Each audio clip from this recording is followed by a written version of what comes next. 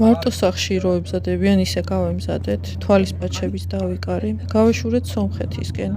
ერევანში 2018 წელს ვიყავი, ჩემმა დამ წამიყვანა. დიდი მოგზაური მე არ ვარ, მაგრამ ოჯახთან ერთად ძალიან მიყვარს მოგზაურობა. მაშინ მხოლოდ ერევანში ვიყავი, დილიჟანი გავლით არ მინახიათ მეწინა. ეს საზღვარზე გადავედით, უხასიათოდ ვიყავი და განწყობა გავამიგეთ კბილეულმა. გადავედით საზღვარზე და ლორესკენ გავეშურეთ. ლორეც გაგვივლია, მაგრამ მე არ მინახია.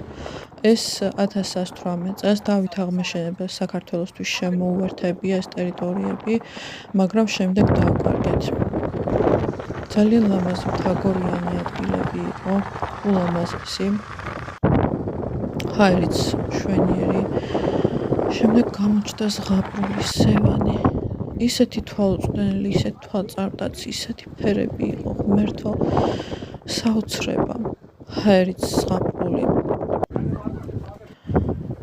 სევანის მონასტერში ავედით. იქიდანაც უამრავი ფოტოები და ვიდეოები გადავიღე, ისეთი ლამაზი იყო. აქ ნახატები გავაფიქსირე, გზადაგზა. აქ ხედები გადავიღე, მერე დედაც დავიყენე და გადავუღე. ამ ტაძარში რაღაცნაირი პირქუში იყო შიგნიდან, ხატები ეკიდა, მაგრამ კედლებზე არ ეხატა. სასანთლე კი გვერდზე აქვთ წყალში. ეს ნახეთ ულამაზესი ხედები ზღაპრული.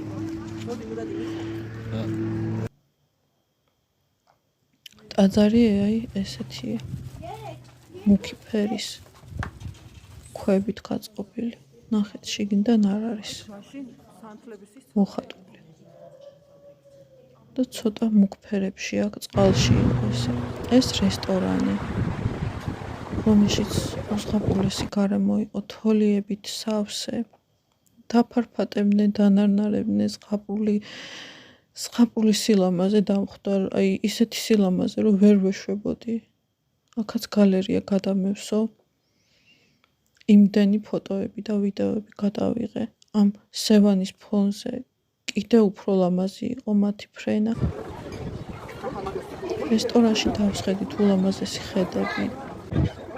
ნახეთ და ქარბად მივიღეთ.